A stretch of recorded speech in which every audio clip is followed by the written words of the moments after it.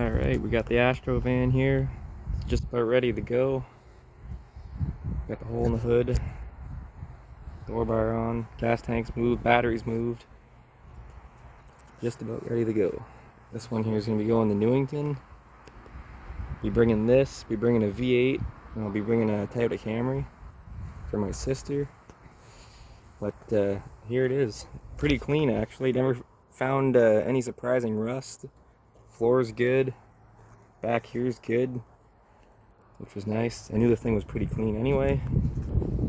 There's that rust right there that somebody fixed, but other than that, it's pretty good. But still got to do a couple things. Trailer hitch has to come off. Got to weld the diff. Just finished welding all the doors. Moved the gas tank yesterday.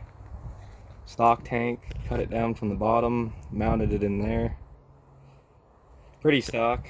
I know some of you guys are probably going to laugh. Some of you more professional derby guys are going to be like, oh, well, you used the stock tank and you didn't put a fuel cell in it and all that stuff. But whatever. This is old school. It's county fair stock show, which is my favorite. Didn't even put a battery box in it. Battery in the seat, ratchet strap it down. Tank, ratchet strap that down. Throw one there, go right to the factory tie downs on the where the seat used to go. Done it for years, it works. And I mean, you know what, you don't really need all that expensive gear to do a demolition derby. I mean, I have fuel cells, I got battery boxes, all that stuff. But you know what, they're in better cars. I wasn't gonna really do that for this. If I had extra ones I would, but kind of running low on that stuff whenever I have so many cars built. I got that Charger, I gotta get that Camry put together, got the Crown Vic, so kind of running out of fuel cells and battery boxes, so this one was pretty stock. But you know what, it works. And 10, 15, 20 years ago, this is the way people built cars, and you know what, they worked. All this stuff worked for years and years and years, so it still works.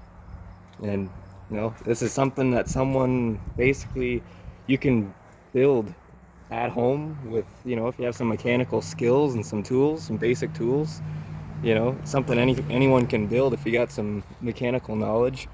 Nothing too complicated about it. Fortunately, it is starting to run a little rough. I did confirm that the head gasket is bad. I just pulled this off, sprayed it, cleaned it, put it back on. Seems to be a little bit better, but it's weird. Once in a while this thing acts up, and I don't know what it is. I confirmed that the head gasket was bad, which initially I didn't think it was, but it started acting up and showing signs of a bad head gasket. Obviously there was the overheating problem. It wasn't the thermostat, so I actually got some head gasket in a can, which actually seems to have worked. This thing will idle just about all day long and stay cold. Bought this stuff at the PV Mart, which used to be TSC, but now it's that. And it seems to be working, because before I tested this thing out in the back, figuring, you know, worst case scenario, how long is it going to stay cool for? How long is it going to last? And this thing had about 8 minutes in it before it went to like nuclear meltdown mode. So I figured, you know what, 8 minutes gives me some time. I can go out there, lay down some hits, and you know, the engine pulls up after 8 minutes. It's not a huge loss to me. But fortunately, that stuff ended up working, so it stays cool, runs well. You know, I got to figure out the running problem. Cleaned up that mass airflow sensor. It's still finicky. I gotta kind of double foot it to get it in gear. It's really weird. Takes the gas amazing. Like, throttle response is perfect. And then as soon as you go to shift gears, it bogs down and then it perks back up again. So I am still running the fuel filter on this thing, because I kind of just plumbed the hoses through the floor down into the hard line. I did keep the fuel filter, which if this problem keeps persisting, I'll probably cut the fuel filter out of it and then bypass the fuel filter, because you know, it's a possibility that could be plugged, because who knows the last time this thing got a fuel filter or anything like that. So, But worst case scenario, I did try it in the back, and if I do double foot it, foot on the brake, bit of throttle, I can get this thing to move around just fine.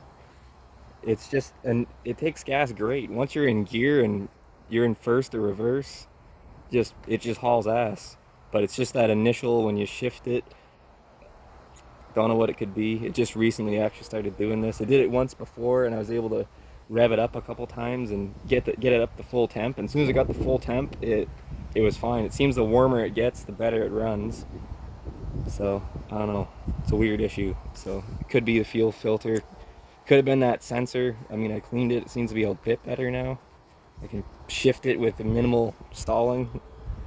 So we are gonna look into that, obviously. But pretty much ready for paint. I gotta loop the trans, I gotta weld the diff, and I gotta drop the hitch off the back, and it's 100% done. So looking forward to this one. Always wanted the Derby one, finally got one. So fingers crossed it survives long enough to actually make it to the Derby. Well, that's it for this video. Gonna be making some more videos in the very near future. I'll make one on the Camry. Gotta move the tank on it. Do a couple things of that. Another one with a blown head gasket. So, I mean, we'll see how they do.